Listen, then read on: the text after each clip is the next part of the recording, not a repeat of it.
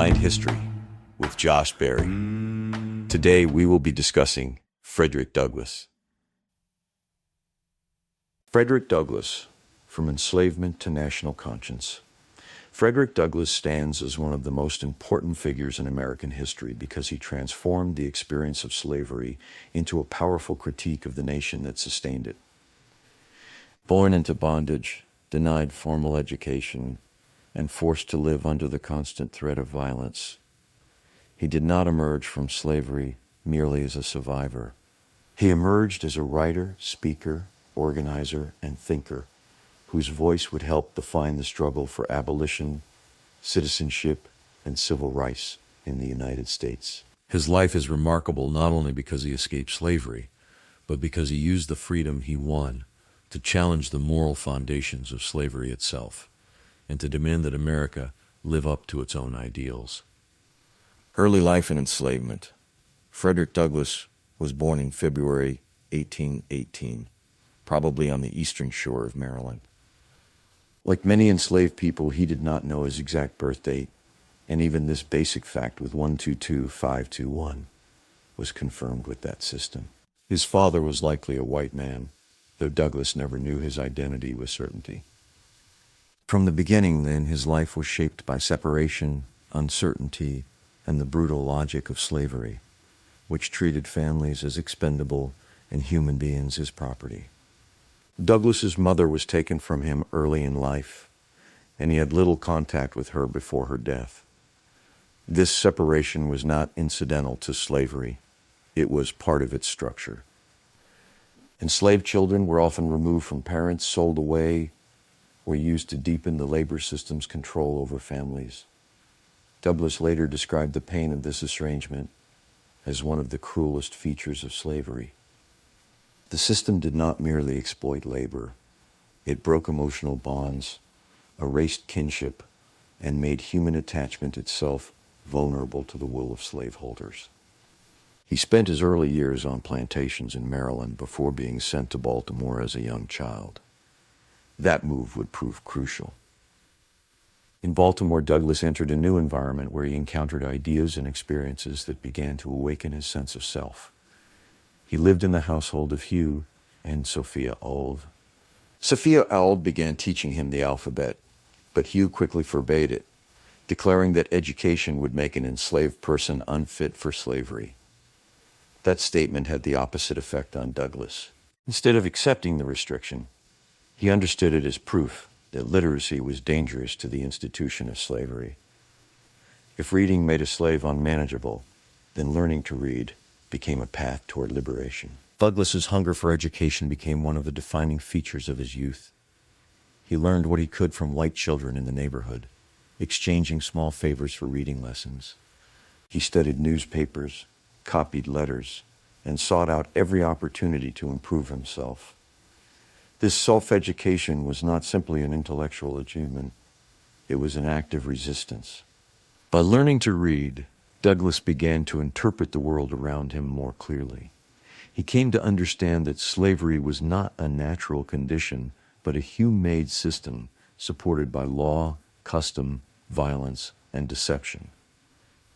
Later, Douglass was sent to the countryside and placed under the control of Edward Covey, a man known for breaking enslaved people through relentless discipline and punishment.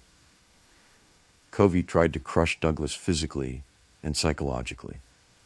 For a time, Douglass felt defeated and nearly lost hope, but then came one of the most famous moments in his life. He fought back. When Covey attempted to whip him, Douglass resisted, and the struggle marked a turning point in his self-understanding. He later described that confrontation as a moment when his sense of manhood returned.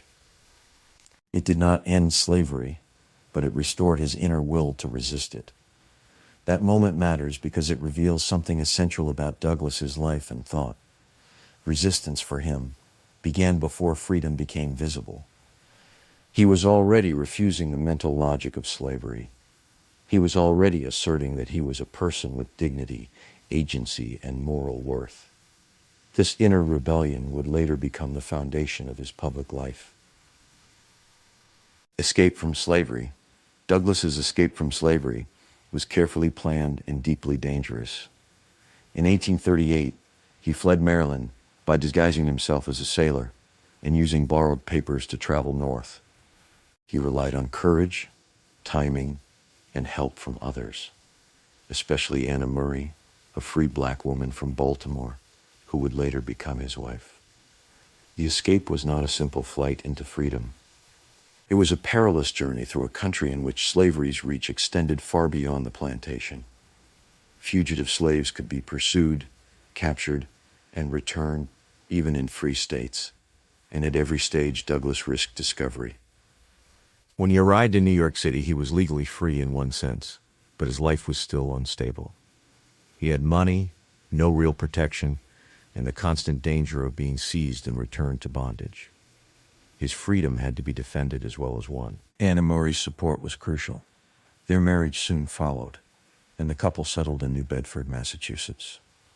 There, he adopted the surname Douglass, a name that helped establish his new public identity and symbolize his separation from the enslaved past that had defined his birth.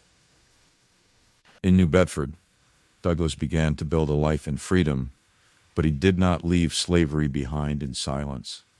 Instead, he carried his experience into the public sphere.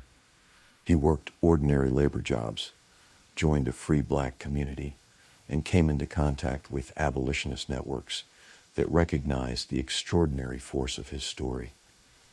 He was soon asked to speak about his experiences, and what began as local testimony became a national and eventually international career. His escape from slavery was not the end of his story. It was the beginning of his public mission. Abolitionist leadership. Frederick Douglass entered the abolitionist movement at a moment when the nation was increasingly divided over slavery, but he did not become merely one voice among many. He became one of the movement's most powerful figures because he combined lived experience, intellectual discipline, and extraordinary rhetorical skill. When he spoke about slavery, he did so as someone who had known its violence firsthand. That gave his words an authority few could match. His early abolitionist work was connected to the reform circles of Massachusetts, where he encountered William Lloyd Garrison and other leading anti-slavery activists. Garrison and Douglass initially worked closely together, and Douglass embraced the abolitionist belief that slavery was a moral evil that had to be destroyed. But as his own political thinking matured, he developed a more independent position. He came to believe that abolition required not just moral persuasion, but political action, constitutional argument, and direct engagement with the structures of power. That independence was crucial. Douglass was never content to be someone else's symbol. He listened, learned, and debated. He knew that freedom demanded not just eloquence, but strategy. In time, he moved away from Garrison's distrust of politics and toward a broader political vision that recognized the importance of law, voting rights, and federal action. This shift reflected Douglass's growing realism. He understood that slavery was protected by institutions, and institutions could not be defeated by rhetoric alone. One of the most important developments in his career was his work as a lecturer. He traveled widely across the North, speaking before anti-slavery audiences and confronting racist assumptions directly. White audiences were often astonished by his intelligence, discipline, and command of language. Some had expected an uneducated former slave. Instead, they encountered a thinker of great seriousness and precision. Douglass used that shock strategically. He showed, by his very presence, that slavery's logic of racial inferiority was false. In 1845, he published Narrative of the Life of Frederick Douglass, an American Slave, a book that made him famous far beyond abolitionist circles. The autobiography was both a personal testimony and a political weapon.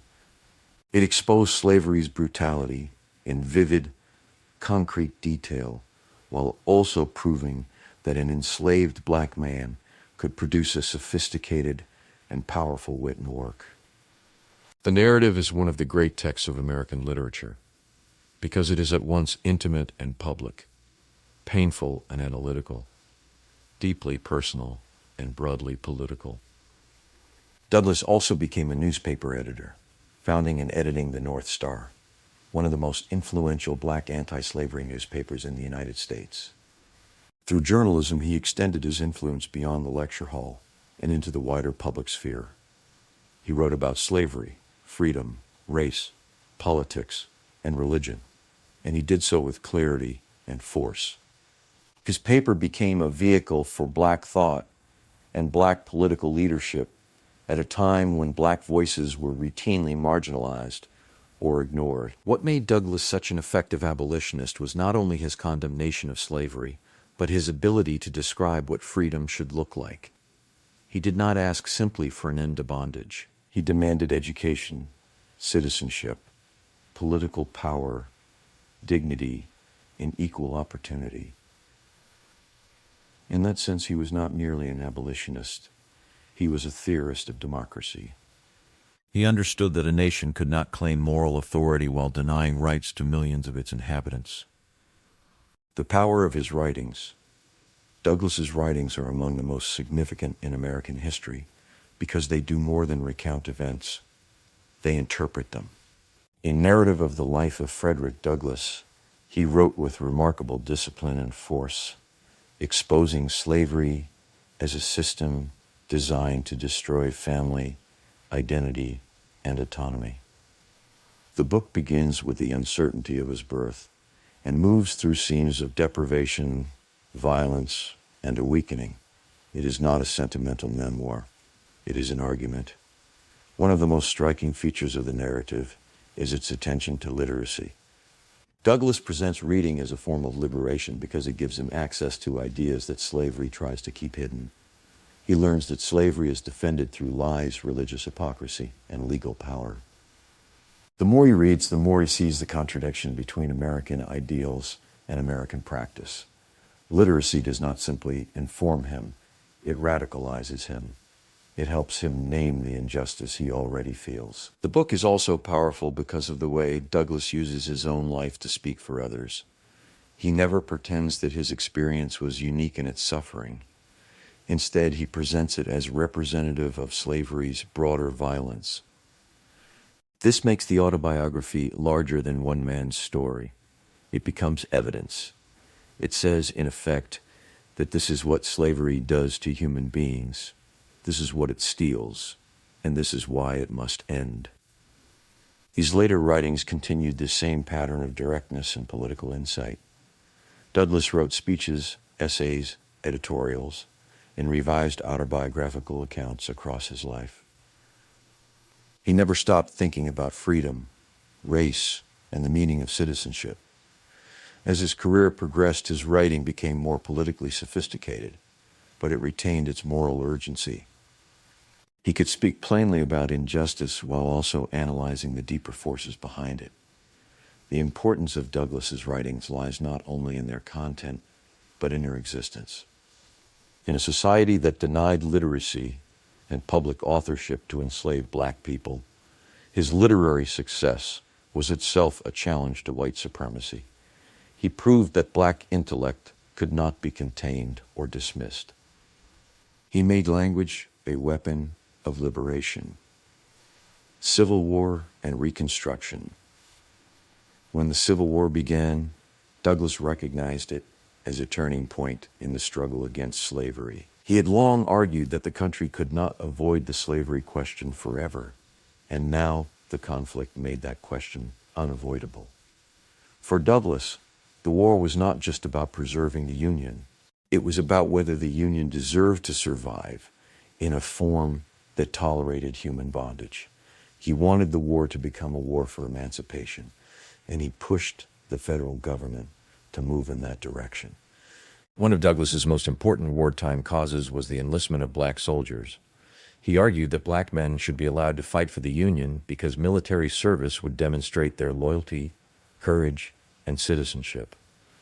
He believed that black participation in the war effort would help prove that African Americans were not merely passive recipients of freedom, but active defenders of the nation. This was not just a tactical argument, it was a moral one. If black men could fight and die for the Union, then the nation had no excuse for denying them equality. Douglass also met with Abraham Lincoln and influenced national policy through his advocacy. Their relationship was not simple. Douglass was often frustrated by Lincoln's caution, especially early in the war, when the administration seemed hesitant to confront slavery directly. But he came to respect Lincoln's political judgment and his movement toward emancipation. Their interactions symbolized the larger relationship between black activism and federal power. Douglass pushed, challenged, and pressed the government to do more than it otherwise might have done. The end of the war created new questions rather than resolving old ones. Reconstruction raised the issue of what freedom would actually mean in practice. Douglass understood that slavery's destruction did not automatically create equality. Former slaveholders, racist lawmakers, and white supremacist violence all threatened to limit the meaning of emancipation. For that reason, Douglass became one of the strongest advocates for black suffrage, civil rights, and federal protection during Reconstruction. He believed that freedom without political power was incomplete. Black Americans needed the vote, legal rights, access to institutions, and protection from violence if emancipation was to have real substance. He warned that if the country abandoned black citizens after slavery ended, it would betray the very principles for which the war had supposedly been fought. That warning proved painfully prescient in the years that followed, as Reconstruction was gradually undermined and white supremacy reasserted itself in new forms. Douglass's analysis of Reconstruction was rooted in both hope and realism. He wanted the United States to become a genuinely democratic nation, but he never underestimated the resistance such a transformation would face. He understood that freedom had to be defended politically, legally, and morally.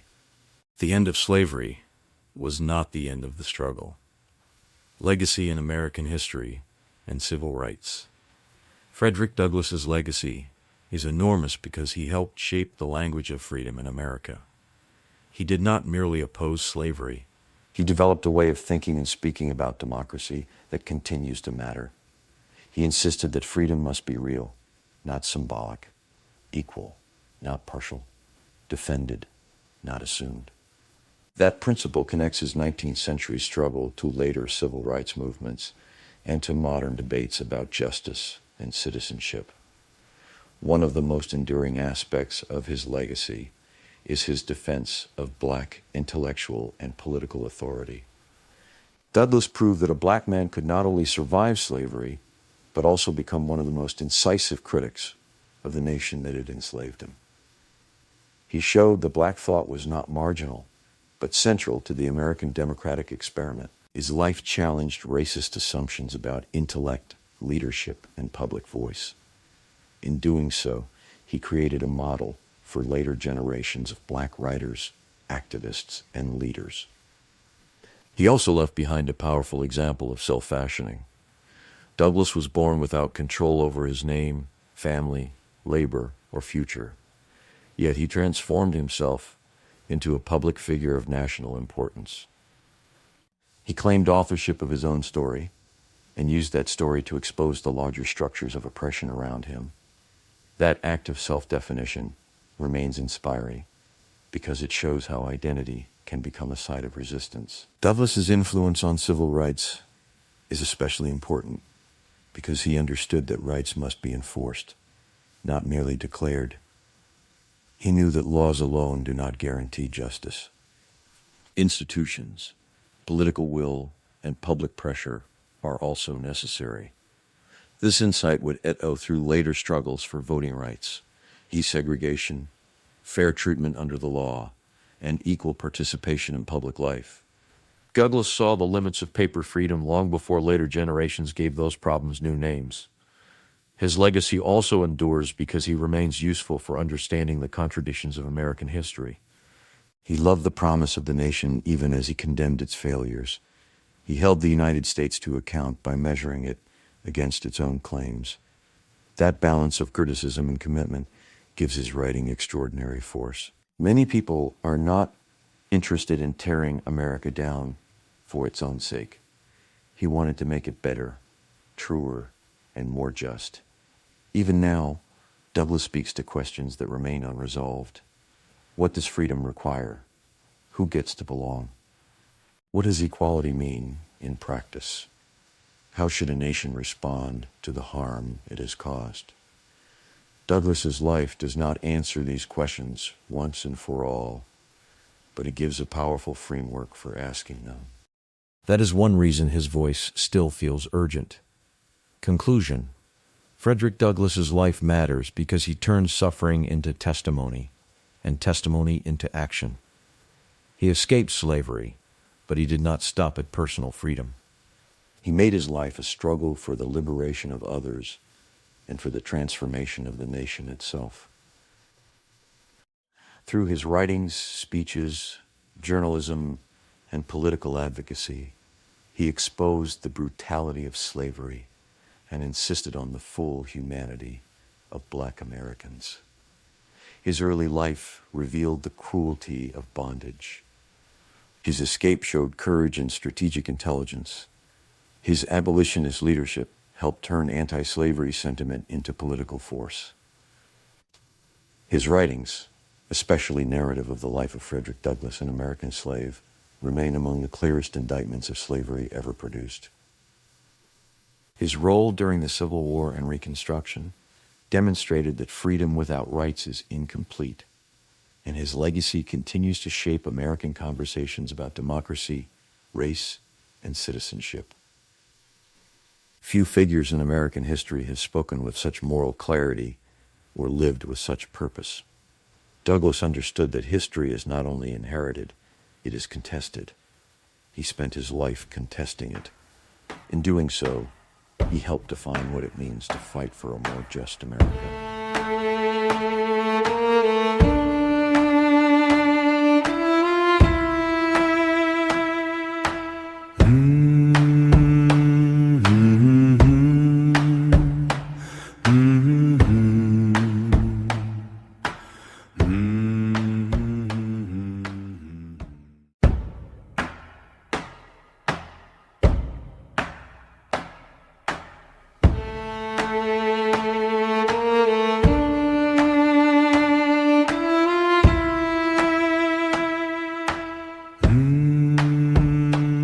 Welcome to Blind History with Josh Barry.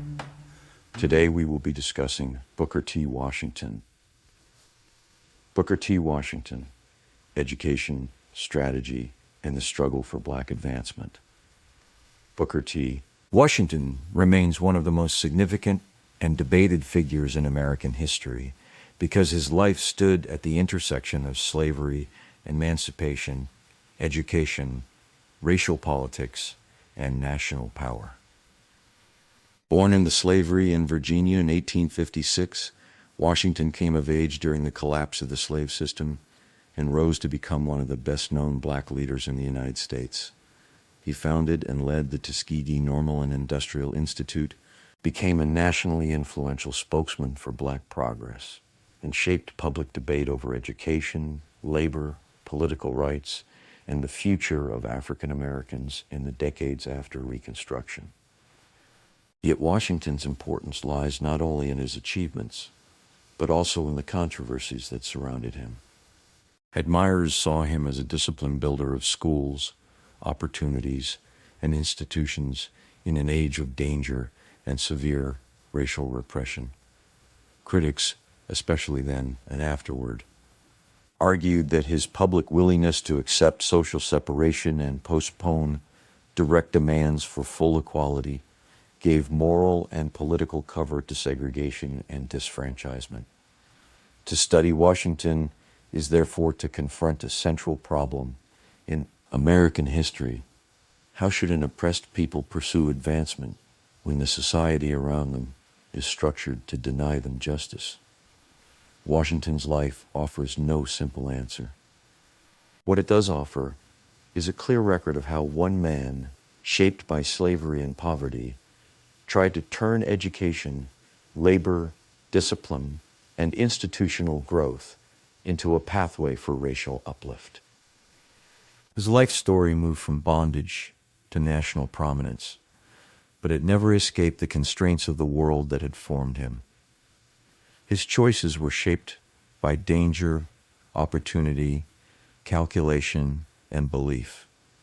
For that reason, Washington remains not just an important educator or writer, but a crucial interpreter of freedom after slavery.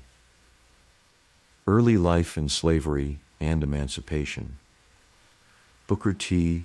Washington was born enslaved on a plantation in Franklin County, Virginia, in 1856. His mother, Jane, was enslaved, and his father was a white man whose identity Washington never fully knew. This uncertainty was not unusual in the slave South, where legal bondage denied black people control over even the most basic facts of their lives.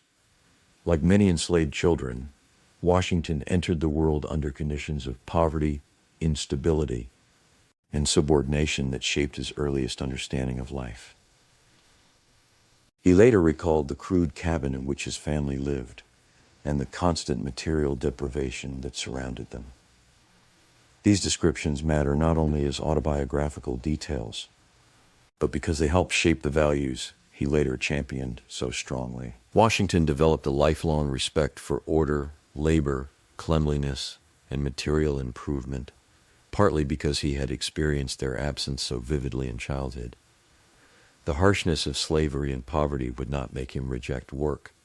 Instead, they led him to imagine controlled, purposeful labor as a basis for dignity and advancement. Emancipation changed Washington's legal status, but it did not lift his family into security. After the Civil War, the family moved to Malden, West Virginia, where Washington worked in salt furnaces and coal mines while trying to secure an education. The years after slavery taught him that freedom in itself did not guarantee economic stability, political protection, or social mobility.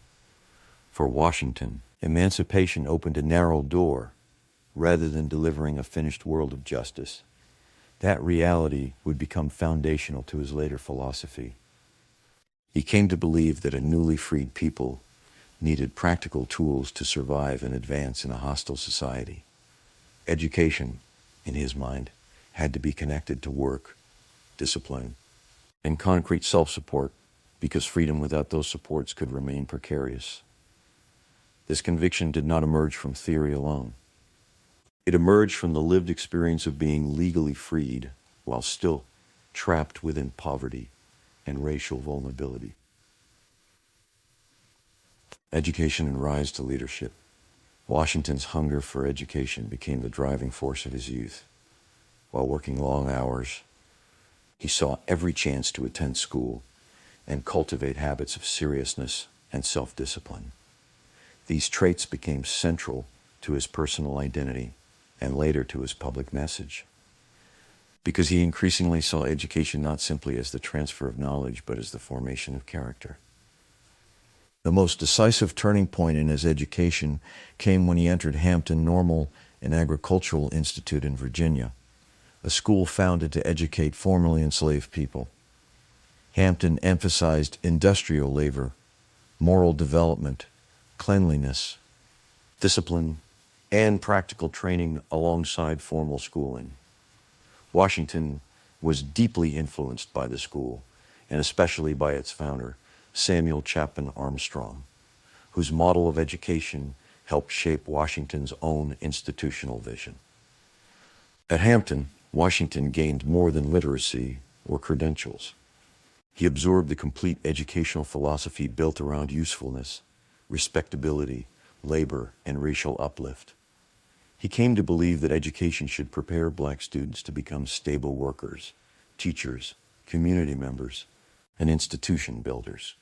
The school also taught him how educational leadership worked in practice, including administration, fundraising, discipline, and the cultivation of white philanthropic support. After leaving Hampton, Washington taught and continued developing as an educator before returning to the institution in an instructional role. These years helped him build a reputation for reliability and administrative skill. By the time Alabama officials sought a Leader for a new black normal school, Washington had already acquired the experience and connections that made him a persuasive candidate. His rise was therefore not sudden, but carefully built through work, training, and institutional observation. The founding and growth of Tuskegee. In 1881, Washington was selected to lead what became the Tuskegee Normal and Industrial Institute in Tuskegee, Alabama. He was only 25 years old, but he entered the role with a powerful combination of ambition, training, and practical intelligence. Tuskegee began with almost no resources, opening in a church building on July 4th, 1881, before eventually developing into one of the most important black educational institutions in the country. Washington turned scarcity into part of the school's founding narrative. Tuskegee students did not simply sit in classrooms. They helped build the campus itself, making bricks, constructing buildings, and developing the land. Washington believed this labor was educational in its own right, because it cultivated skill, discipline, and self-respect, while also expanding the institution. The school thus embodied his belief that work and education should reinforce each other rather than remain separate. Under Washington's leadership, Tuskegee grew rapidly in size, influence, and ambition. It expanded beyond teacher training into agriculture, trades, domestic industries, and community outreach designed to improve black life across the rural South. Washington envisioned the school not as a local academy alone, but as a broad instrument of racial uplift that could shape farms, families, workplaces, and communities. Tuskegee also became the foundation of Washington's national influence. Through relentless travel and fundraising, he cultivated relationships with northern philanthropists and powerful public figures who saw in Tuskegee a model of practical black progress. His ability to attract support was extraordinary, and it allowed him to transform the institution into a symbol of achievement under difficult conditions. At the same time, his success with white donors contributed to later criticism that he tailored his message too carefully to white expectations. Educational philosophy and the industrial training model. Washington's educational philosophy lay at the heart of his leadership. He argued that black Americans in the post-Reconstruction South needed an education tied directly to economic life, practical skill, self-discipline, and community stability. For him, industrial education was not a lesser form of learning, but a realistic response to the material needs of the newly emancipated people living under harsh racial conditions. He believed that agriculture, trades, craftsmanship, domestic training, and useful labor could help black communities build a stable economic base from which broader progress might follow. At Tuskegee, students studied academic subjects, but they also trained in farming, carpentry, brickmaking, printing, and other practical fields. Washington thought such training developed habits of punctuality, order, patience, and responsibility in addition to job skills.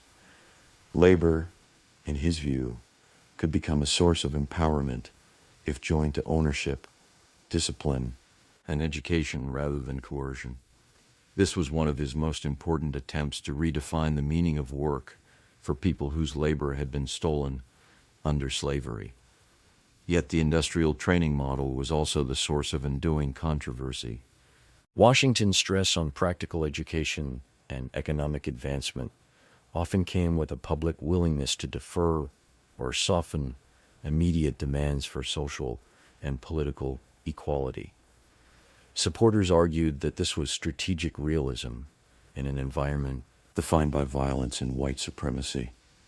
Critics argued that it accepted too much of the racial order and risked confining black ambition to roles white society found comfortable.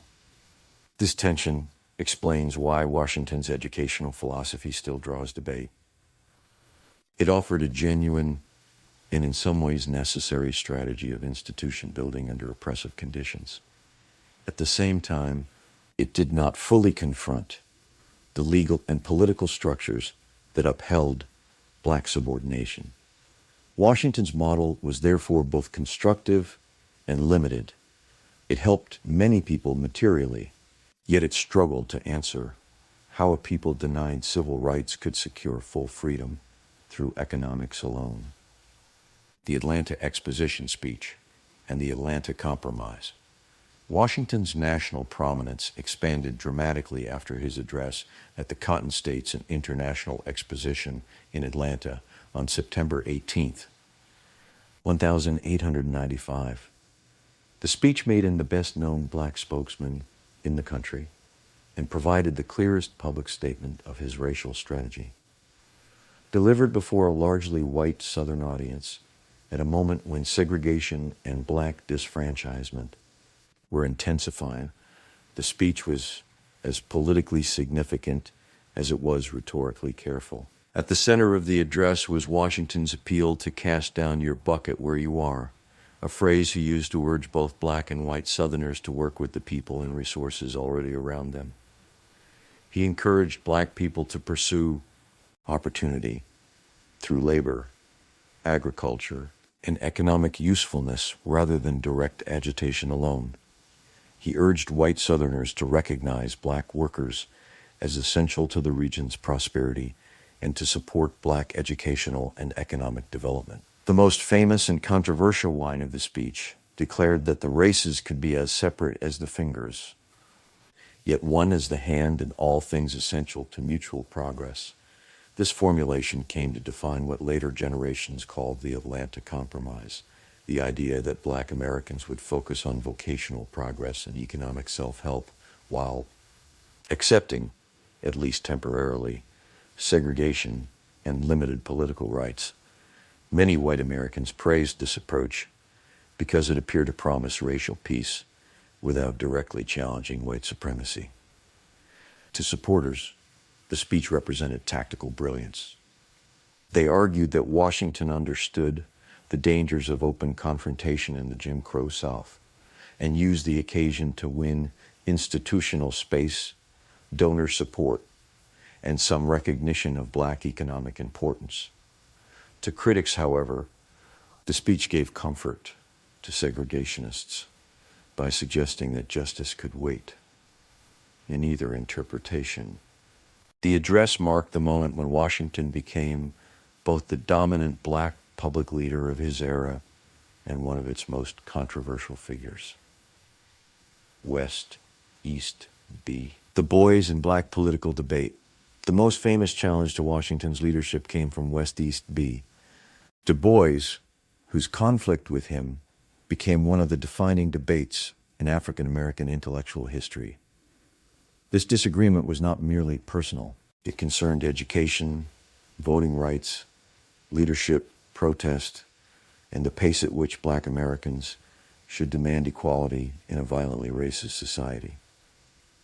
Washington emphasized industrial education, economic self-help, institution building, and strategic accommodation to the racial conditions of the South. Du Bois argued that black Americans should not postpone civil rights, higher education, and political power in the name of gradual progress. He believed that no people could gain full dignity while accepting disfranchisement and segregation as practical necessities. In Du Bois's view, Washington's public influence risked narrowing black political imagination at precisely the moment when stronger resistance was needed. In The Souls of Black Folk in 1903, Du Bois argued that Washington's program effectively asked black people to surrender political power, insistence on civil rights and higher education, at least for the present. That critique became enormously influential and helped define Washington's reputation for later generations. Yet the debate cannot be reduced to a simple contrast between courage and caution. Washington feared that direct confrontation without material foundations would leave black communities exposed, while Dubois feared that accommodation would normalize injustice. Their conflict revealed the diversity and seriousness of black political thought in the Jim Crow era. There was never a single accepted strategy for racial advancement. The argument between Washington and Dubois turned on a real and painful historical problem. Should oppressed people first build economic and institutional power within the system, or challenge the system's injustice directly and immediately? The continuing relevance of that question helps explain why both men remain central to American history. Writings, especially Up from Slavery, Booker T. Washington was also a major writer who understood that authorship could shape public authority. His speeches, essays, and books helped construct the public meaning of black progress during the late 19th and early 20th centuries. Among these works, Up from Slavery, published in 1901, became his best-known book and one of the most influential autobiographies of the era.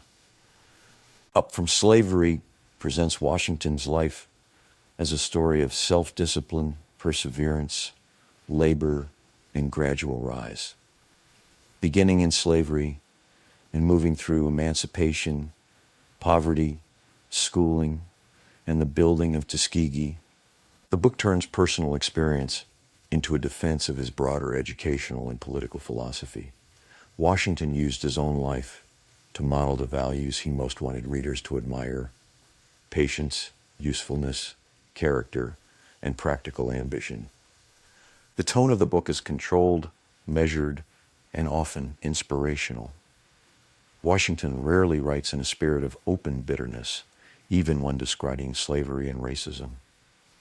This stylistic choice helped make the book accessible to broad audiences, especially white readers, but it also fueled later criticism that he softened the full brutality of white supremacy in order to remain acceptable within mainstream culture. Still, the enduring importance of Up from Slavery lies in its successful fusion of autobiography and social philosophy. The book is not simply a memoir of hardship overcome.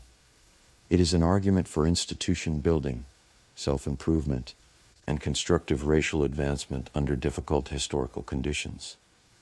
It remains one of the key texts for understanding how Washington wanted himself, Tuskegee, and black progress to be seen. Influence, limitations, and long-term legacy. Washington's influence during his lifetime was enormous. He advised national leaders, attracted major philanthropic support, shaped public discussion of black education, and exercised substantial power within networks of black institutions, newspapers, and reform circles. For a period, he was arguably the most influential black public figure in the United States. His success demonstrated that black leadership could command national attention, even in an age increasingly organized around segregation and racial violence. His greatest practical achievement was institution building. Tuskegee trained teachers, farmers, artisans, and community leaders, and it helped establish a durable infrastructure for black education in the South. Washington also promoted black business development and community self-help, arguing that economic stability could create a stronger basis for racial advancement. These achievements were real, substantial, and historically important. At the same time, his limitations were equally real. Washington's public strategy often seemed to place the burden of adjustment on black Americans while placing fewer immediate demands on the white political order that denied them rights. In the context of disfranchisement, segregation, and racial terror, this posture appeared to many critics as an unacceptable concession. Later generations, especially those shaped by the 20th century civil rights movement, often judged him harshly for this reason. Yet more recent interpretations have emphasized the danger of the world in which he operated. Historians have noted that Washington sometimes worked quietly behind the scenes on matters he handled cautiously in public, including efforts related to civil rights and political influence. This does not erase the shortcomings of his public rhetoric, but it does suggest that he was more strategic and complex than the simplest caricatures allow. He was neither merely a heroic pragmatist nor merely an apologist for injustice. He was a leader trying to maneuver within a brutally constrained historical field. Conclusion, Booker T. Washington remains one of the most significant and contested figures in American history because his life concentrated so many of the defining struggles of the post-slavery United States. Born into bondage, shaped by poverty, elevated by education, and tested by the rise of Jim Crow, he built institutions and arguments meant to secure black advancement under profoundly unequal conditions. He believed in education, discipline, labor, and racial uplift, and he devoted his life to making those ideals institutional realities at Tuskegee and beyond. Yet his public strategy also exposed the costs of pragmatism under oppression. By emphasizing industrial progress and gradualism, Washington won access, money, and national influence. At the same time, he left himself open to the charge that he accepted too much of the racial order he claimed to outgrow. That tension is the reason his legacy remains alive. He forces later generations to ask whether survival and advancement within an unjust system can ever be separated from the danger of legitimizing that system.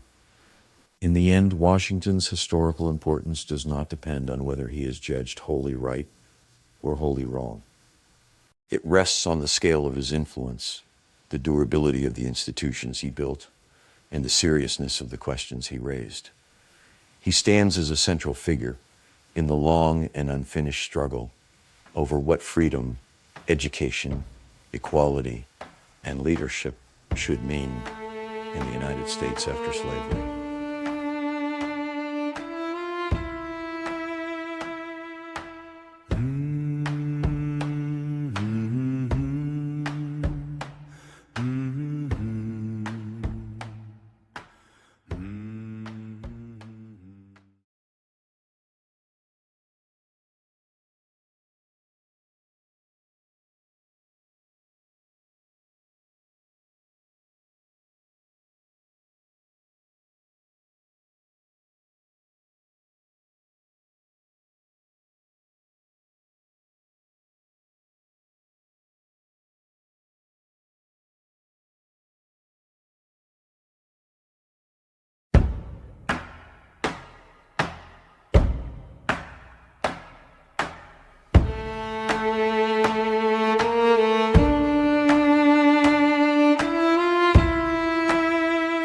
Welcome to Blind History with Josh Berry.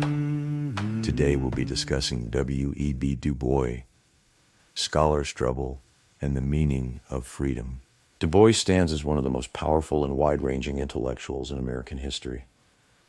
He was a scholar, sociologist, historian, editor, political activist, public critic, and global thinker whose work transformed the way race, democracy, and modern society were understood. More than almost any other American figure of his era, he moved across boundaries that others treated as fixed. He crossed the lines between scholarship and activism, literature and sociology, national politics and international anti-colonial struggle. To write about Du Bois is not simply to write about one man's career. It is to write about a body of thought that helped define some of the central political and moral questions of the modern world. What makes Du Bois especially remarkable is that he refused narrow roles. He was not content to be a professor who remained inside the academy, nor an activist who left serious study behind, nor a writer satisfied with literary reputation alone. He believed that thought had public obligations. Knowledge, in his view, was not valuable only when archived in books or universities. It had to be used to challenge injustice, expose the operations of power, and open space for human freedom. This conviction gave his work unusual intensity. He did not study race from a distance. He studied it as a system that shaped the world around him and demanded intellectual as well as political confrontation. Dubois also remained significant because he combined historical depth with unusual foresight. He saw earlier than most that racism was not simply a matter of private prejudice or regional custom.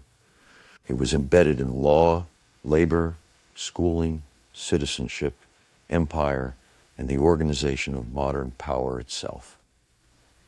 He argued that the black experience in the United States could not be understood apart from slavery, Reconstruction, capitalism, colonialism, and the global color line. That breadth of analysis is one reason his work continues to feel contemporary. He anticipated later scholarship on structural inequality, identity, diaspora, and global oppression long before those concepts became common in public language. At the same time, Dubois's life was marked by change. He began as a young scholar shaped by New England and elite academic training, then became a critic of accommodationist black leadership, a founder of new civil rights institutions, a pioneering sociologist, a literary figure, a Pan-African activist, and eventually a more radical critic of capitalism and empire. These changes were not random. They reflected his effort to respond honestly to the world as he understood it. Each phase of his life grew from his attempt to answer a difficult question. What does freedom truly require for a people living under racial domination? Early life and education. William Edward Burghardt Dubois was born in 1868 in Great Barrington, Massachusetts. His origins were significant because, unlike many of the most important black leaders of the 19th century, he was not born into slavery or directly into the southern world of plantation bondage. Great Barrington was not free from racial prejudice, but it offered him a childhood shaped by schools, civic life, and intellectual possibility in a way that differed sharply from the black Southern experience. That early environment helped foster in Dubois a strong sense that he belonged in the worlds of education, public life, and achievement, even as he gradually learned that race would remain a barrier in America. His family life was modest and at times unstable. His father, Alfred Dubois, left the family when he was young, and he was raised largely by his mother, Mary Sylvina Burghardt Dubois. Despite limited means, Dubois demonstrated exceptional academic promise early in life, and teachers and local supporters recognized his ability. This encouragement mattered deeply because it reinforced his growing sense that intellectual excellence could become both a personal calling and a form of public service. Dubois's path toward higher education led first to Fisk University in Nashville, Tennessee, one of the most important black colleges of the period. Fisk transformed him. It exposed him to the deeper social realities of black life in the South, including poverty, segregation, historical memory, and the ongoing power of white supremacy. For a young man raised in Massachusetts, this was a crucial moral and intellectual education. It expanded his understanding of race from something partly personal and local into something historical, political, and national. After Fisk, Dubois continued his education at Harvard, where he deepened his training and moved toward the highest levels of academic achievement. He later studied in Berlin, where he encountered European social theory, history, economics, and philosophy in a rich intellectual environment that broadened his perspective still further. His Berlin years were especially formative because they allowed him to experience a world in which he could imagine a life of scholarship on terms less immediately constrained by American racism. The experience sharpened his sense that black thought belonged within the highest traditions of modern intellectual life. Dubois eventually returned to Harvard and completed his doctorate, becoming the first black person to earn a PhD there. That accomplishment was important not simply as a milestone of representation, but because it signaled the emergence of a new kind of black public figure, a rigorously trained intellectual, prepared to challenge racial ideology with research, theory, and historical argument. Education for Du Bois was never merely ornamental. He understood it as preparation for leadership, knowledge production, and the struggle over how black life would be interpreted in the modern world. What made Du Bois's education so historically powerful was its breadth. He moved between northern black experience, southern racial realities, elite American universities, and European academic traditions. That range gave him a perspective unusually wide for any thinker of his era, black or white. He would spend the rest of his life drawing on that range to interpret race, not as an isolated American curiosity, but as a central structure of modern history. Critique of racism and the souls of black folk. If Du Bois's education formed his intellect, The Souls of Black Folk revealed its power to the broader public. Published in 1903, the book became one of the foundational works of American thought because it explained racism not simply as prejudice or cruelty, but as a structural, historical, and spiritual problem embedded in the nation itself. Du Bois did not present race as a minor social question. He treated it as one of the defining realities of modern life. The most famous line in the book declares that the problem of the 20th century is the problem of the color line. That phrase is endured because it captured Du Bois's extraordinary ability to think at scale. He argued that race was not just a Southern problem or a temporary political residue of slavery. It was a dividing principle that structured labor, law, education, public life, and the imagination, both in the United States and beyond.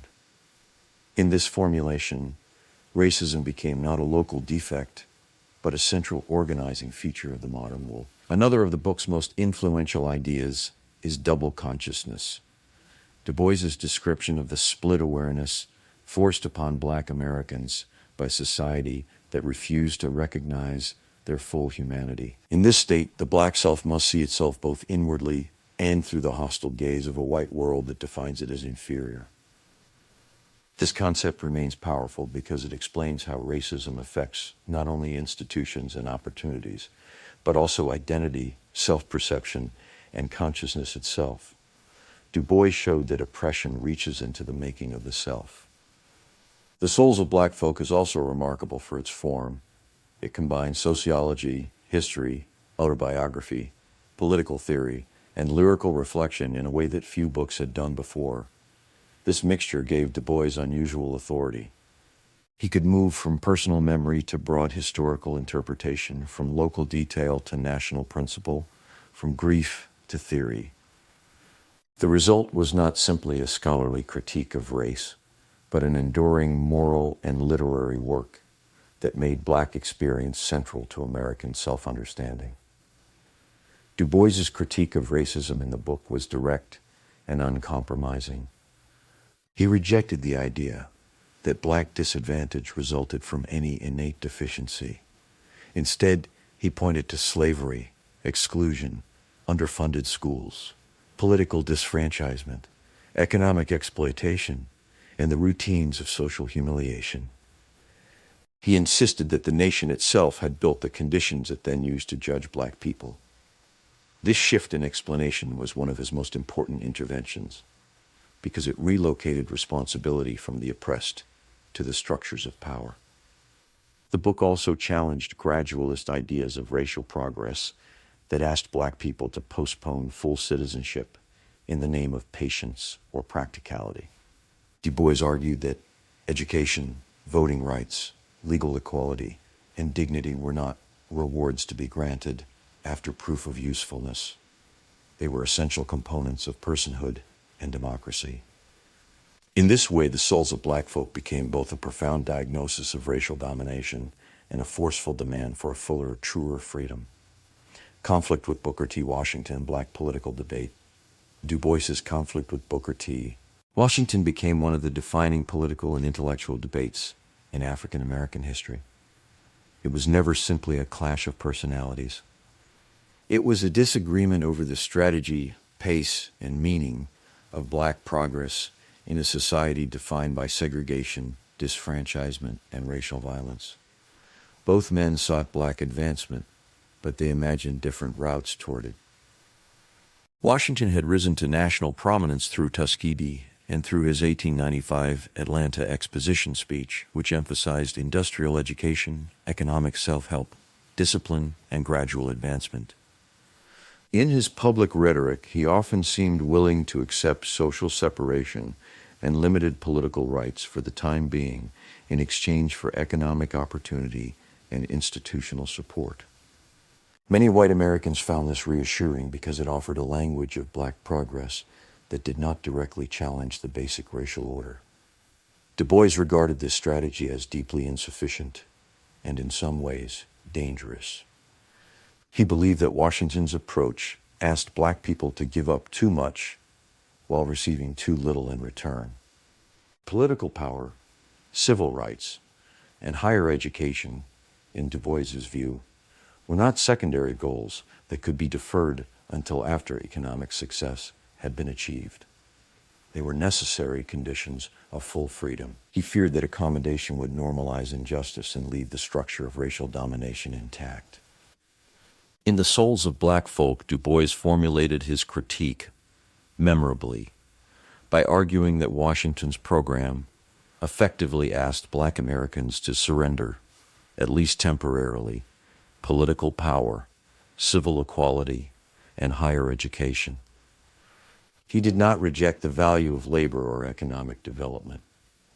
Rather, he rejected the idea that these could substitute for citizenship. He also insisted that black communities needed intellectual and professional leadership, a point reflected in his idea of the talented tenth. This debate mattered all the more because Washington possessed tremendous influence over philanthropy, journalism, education, and the public representation of black leadership. Du Bois and others worried that Washington's power narrowed the range of legitimate black politics and made alternative forms of protest harder to sustain. The argument, therefore, was not only about philosophy. It was also about who would define black aspirations in the national imagination. The enduring significance of this debate lies in the questions it raised.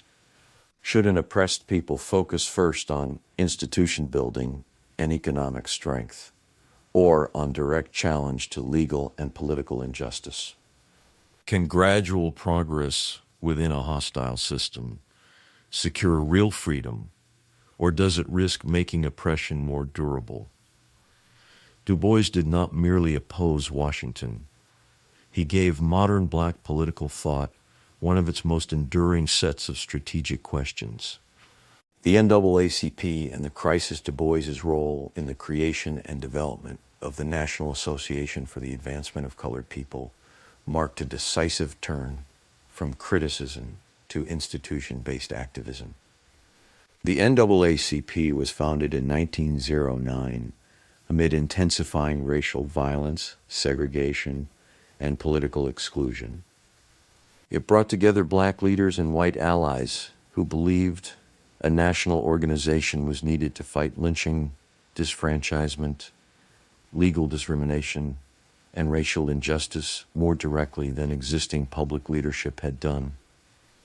Du Bois quickly became one of the central intellectual forces within the organization. He believed the NAACP should insist on full citizenship, legal equality, and organized protest. This commitment aligned with the principles that had already defined his criticism of accommodationist politics. He did not believe black people could wait for justice to emerge slowly from light goodwill. Rights had to be claimed, defended, and made central to public life. His most influential vehicle within the NAACP was The Crisis, the organization's official magazine, which he edited for many years.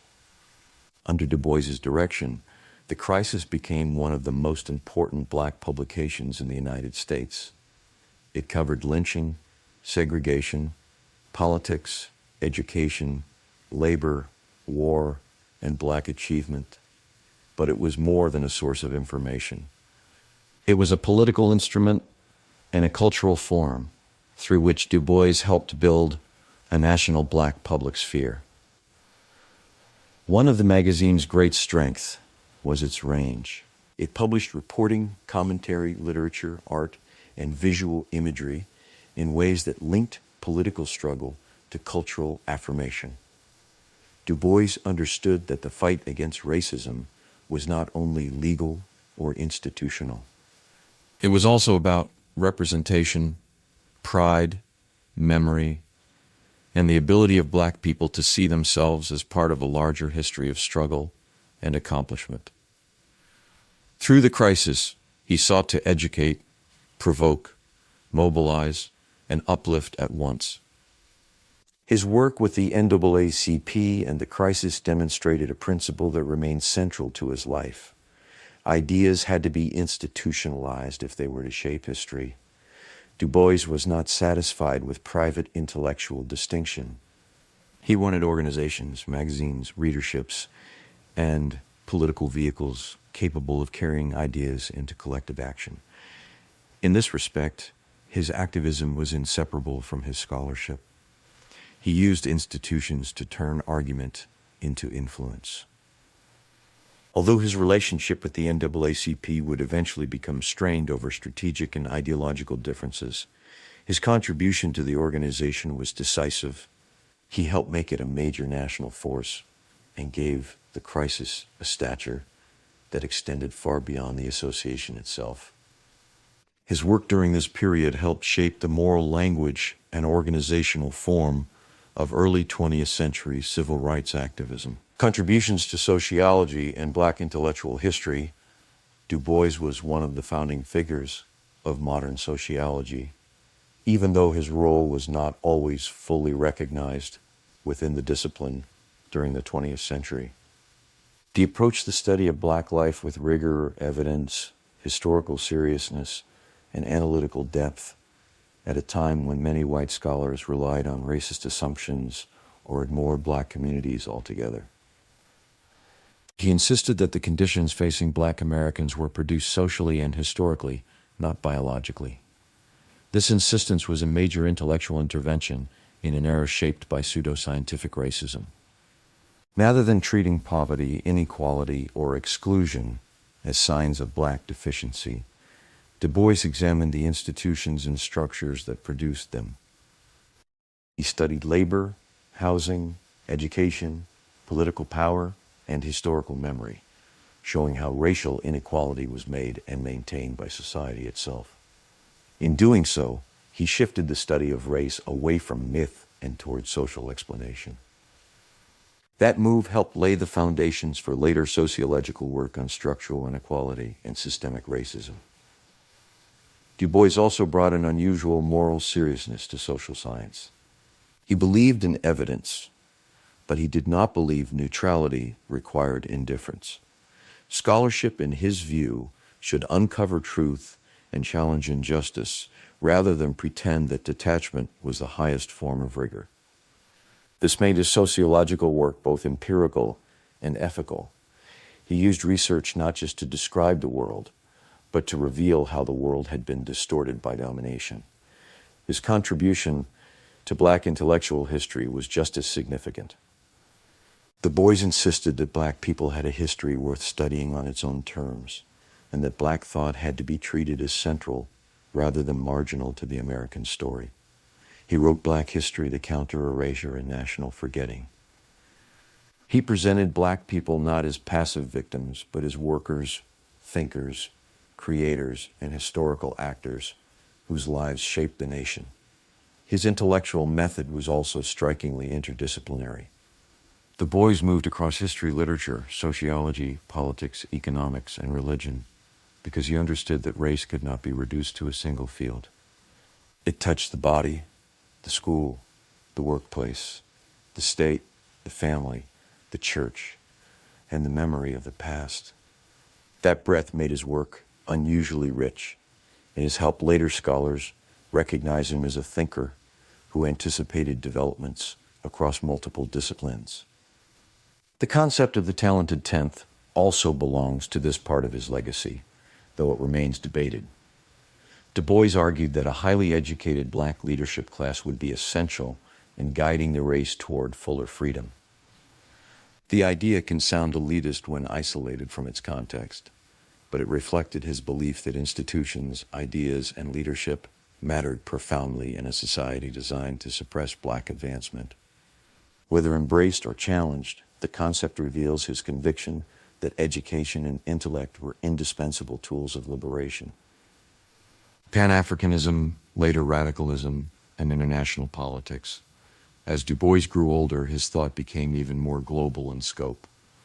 He increasingly argued that the oppression of black Americans could not be separated from colonialism, labor exploitation, empire, and racial hierarchy across the world. This international turn made him one of the most important early thinkers of Pan-Africanism and one of the first major black intellectuals to connect American racism to a worldwide system of domination. Pan-Africanism gave Du Bois a framework for understanding the shared political condition of people of African descent across national borders. He participated in Pan-African congresses and worked to build a language of transnational black solidarity. He believed that colonial domination in Africa and racial subordination in the United States were connected expressions of the same larger structure. This position expanded the meaning of black freedom beyond civil rights within a single nation and toward a broader struggle against imperialism and global inequality. As his politics developed, Du Bois became more openly critical of Western democracy, capitalism, and empire. He increasingly saw that nations claiming to represent liberty often derived power and wealth from conquest, labor exploitation, and racial hierarchy. This pushed him toward a more radical political stance. He grew more skeptical that modest reform within liberal democracy could solve the problems he had spent his life analyzing. In his later years, Du Bois became more sympathetic to socialism and more willing to criticize American capitalism as part of a world system built on inequality. These commitments made him controversial, particularly during the Cold War, when anti-communism shaped the boundaries of acceptable public thought in the United States. He faced official suspicion and political isolation, but he did not retreat from his conclusions. Instead, he continued to press the argument that racism, war, empire, and economic exploitation were deeply entangled. The closing stage of his life carried strong symbolic significance when he moved to Ghana and was welcomed by Kwame Nkrumah. There, Du Bois became associated with the wider world of African independence and post-colonial nation building. His death in Ghana in 1963, on the eve of the March on Washington, gave his life a striking historical resonance, linking his intellectual journey to a civil rights movement that had, in many ways, grown into some of the truths he had long articulated. Du Bois' internationalism matters because it enlarged the scale of racial analysis. He refused to treat civil rights as only a domestic legal issue. For him, black liberation had to be understood in relation to land, labor, empire, nationhood, and the organization of global power. This made him a more demanding and more radical thinker than mainstream American memory often prefers, but it also made him extraordinarily prescient. As scholars and activists increasingly think across borders, Du Bois appears ever more contemporary. Long-term legacy in civil rights, scholarship, and political thought. Du Bois's long-term legacy is extraordinary because he transformed so many domains at once.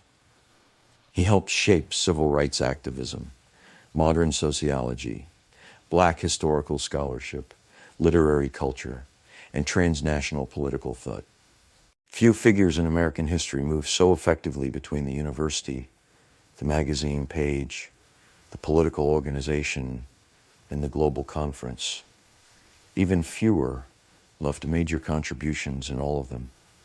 In civil rights history, Du Bois stands as one of the earliest major advocates of organized protest and full citizenship.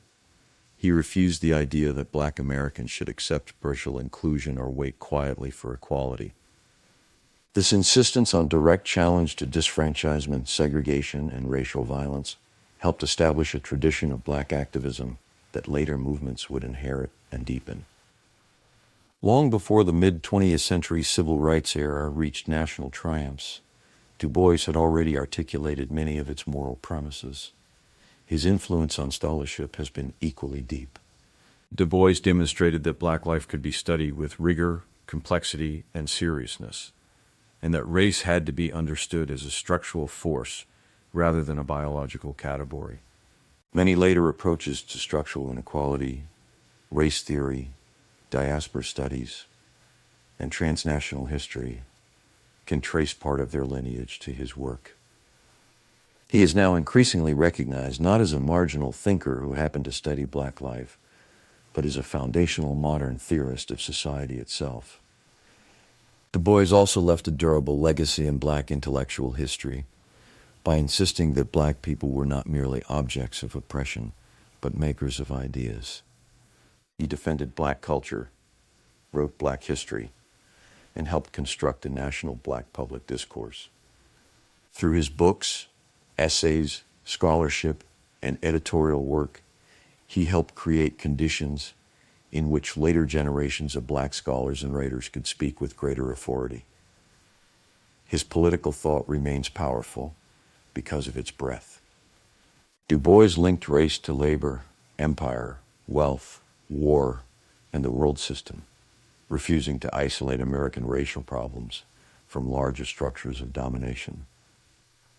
This scope makes him especially relevant in the present, when debates about race often move across national borders and institutional scales.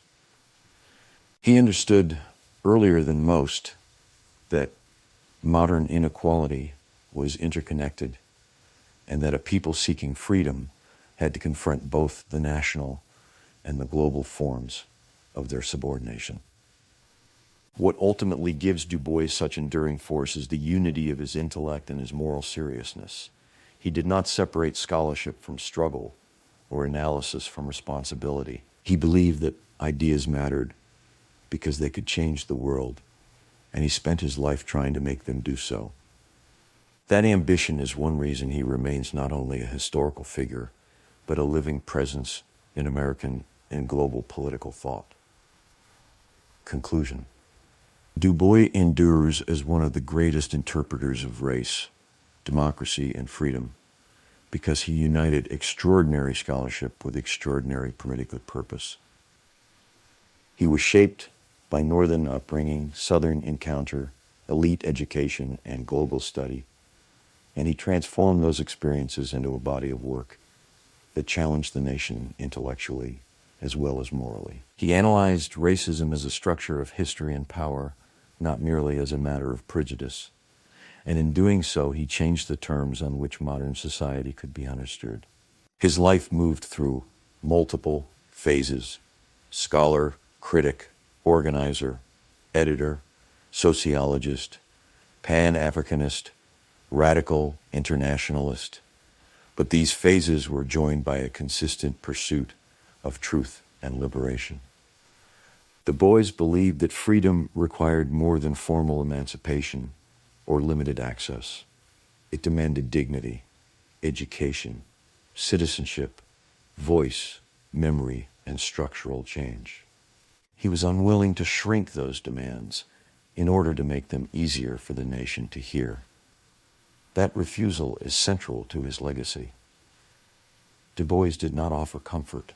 He offered interpretation, pressure, and vision. He insisted that black life was central to the modern world and that the struggle over race was inseparable from the struggle over democracy itself. For that reason, his work remains insupendable. He still speaks to any society trying to understand how injustice is built, how it is lived, and what it would take to overcome it.